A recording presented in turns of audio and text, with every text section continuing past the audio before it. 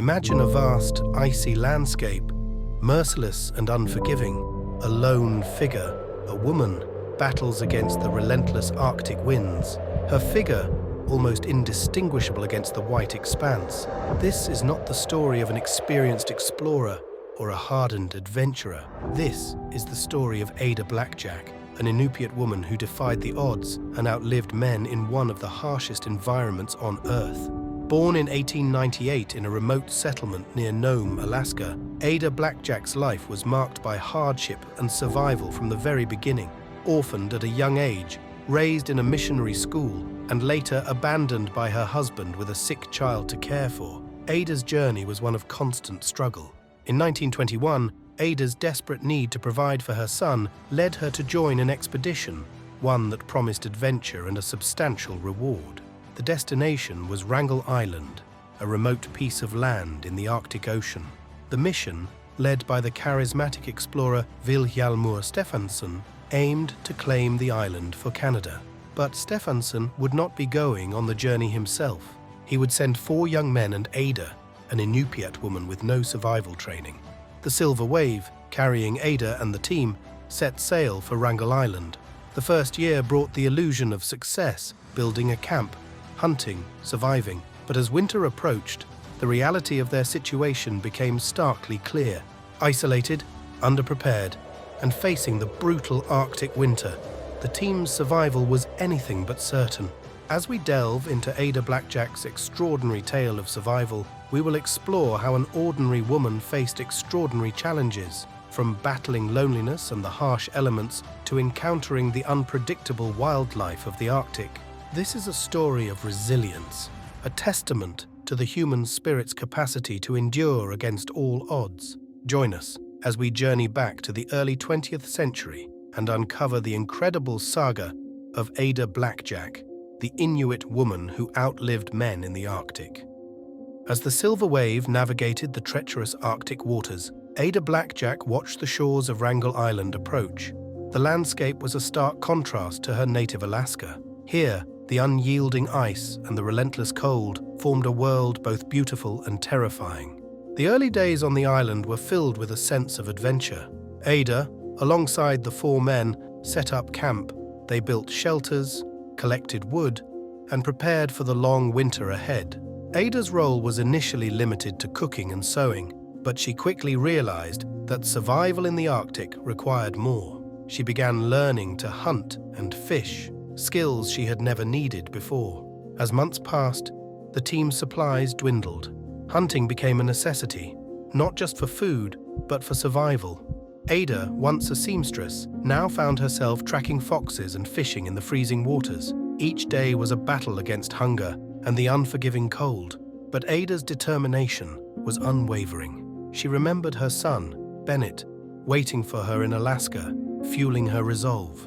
The harsh Arctic winter settled in, and with it, the realization that they were truly isolated. The promised rescue ship, meant to return for them, never appeared on the horizon. Desperation set in. Ada watched as the men struggled with the harrowing reality. Lorne Knight, particularly, suffered severely from scurvy, his health deteriorating rapidly. In the grip of the Arctic winter, tragedy struck. One by one, the men decided to leave the camp in search of help, leaving Ada alone to care for the ailing Knight. Ada's world narrowed to the confines of their shelter, the expanse of ice outside, and the responsibility of keeping Knight alive. The days turned into weeks, and weeks into months.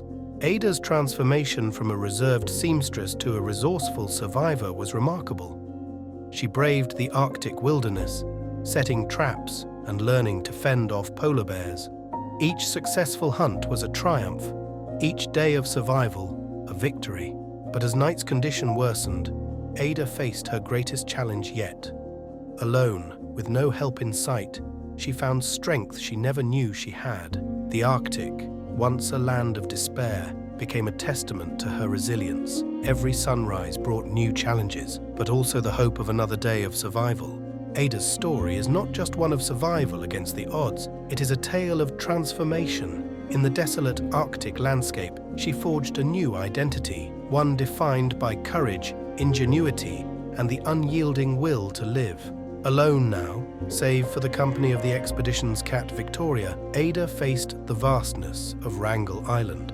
The departure of the men had left her in a dire situation. She was the sole caretaker for Night, whose health continued to deteriorate. Each day, Ada's routine consisted of caring for Night, hunting for food, and maintaining the camp, all while battling the relentless Arctic elements.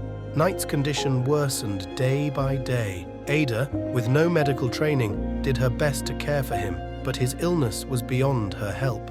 In the midst of this struggle, Ada's skills as a hunter and survivor continued to grow. She learned to track animals, set traps, and use every part of her catch for food, clothing, and tools. The once timid woman had transformed into a skilled survivor, adapting to her environment with remarkable resilience. As the months passed, Night's screams of pain and delirium echoed through their shelter. It was during these long, harsh nights that Ada found solace in writing. She began to document her experiences in a diary, detailing the struggles and triumphs of each day. These writings would later become a powerful testament to her journey and strength. Then, on a fateful day in June 1923, Night passed away, leaving Ada truly alone. The responsibility of survival now rested solely on her shoulders.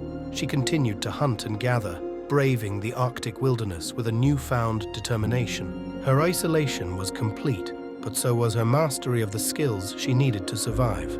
Ada's days were marked by the rhythm of survival, hunting, fishing, maintaining her camp, and always keeping a watchful eye on the horizon for signs of a rescue. She became proficient in building shelters, repairing her equipment, and even constructing a skin boat from driftwood and canvas. The Arctic had become her home, and she had become part of the Arctic. The world Ada had known was gone, replaced by the endless cycle of Arctic days and nights. But even in the face of overwhelming solitude, Ada never lost hope. She held on to the promise she had made to her son Bennett. She would survive. She would return to him. As summer returned to Wrangel Island, bringing with it the midnight sun, Ada continued to thrive in the Arctic wilderness. Her skills as a survivor were now honed to a fine edge. She had faced the unimaginable and emerged not just alive, but resilient and strong. As the harshness of the Arctic continued, Ada's hope never waned. She had become a part of the island itself, attuned to its rhythms and secrets. Her determination was as unyielding as the ice that surrounded her. She had faced down hunger, isolation, and the terror of the unknown, emerging each time stronger and more resilient. Then, on August 20th, 1923, the silhouette of a ship appeared on the horizon. Salvation had arrived. The small schooner Donaldson, sent by Stephenson, had finally come to rescue her.